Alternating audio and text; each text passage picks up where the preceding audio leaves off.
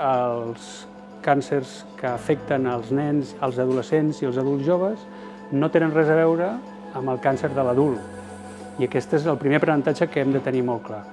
Els nens no tenen càncer de pulmó, ni de mama, ni de còlon, que és el càncer propi de l'envelliment. El càncer de viure molts anys. Com més anys vivim, més degenerem les nostres cèl·lules, més tenim risc de desenvolupar un càncer d'aquests, de l'adult. Els nens no tenen això. Els nens tenen unes alteracions que estan lligades al procés contrari, al procés de formar un individu.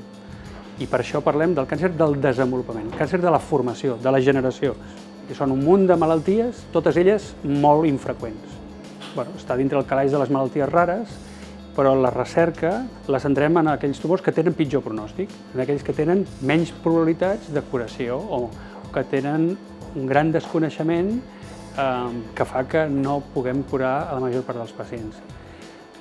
Centrem el nostre esforç en diagnosticar millor tots els tumors, per tenir un diagnòstic molecular, un diagnòstic més ajustat a les alteracions que té cada tumor de cada nen, de cara a poder, idealment, ajustar molt millor el tractament i sobretot per pronosticar molt bé, per poder-li explicar als pares i a les mares si aquell tumor del seu fill té unes bones probabilitats de curar-se o si realment no té una bona probabilitat de curar-se i, per tant, hem de pensar en tractaments alternatius o tractaments que siguin més innovadors o més de l'àmbit de recerca més fonamental.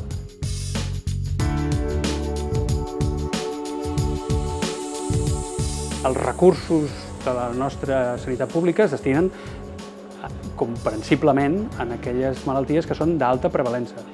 Per tant, ara i sempre, aquí i als Estats Units i al nord d'Europa, les malalties rares han estat sempre recolzades al seu estudi, a la seva investigació, per l'empeny de les famílies, associacions d'afectats i els professionals que hi estem involucrats.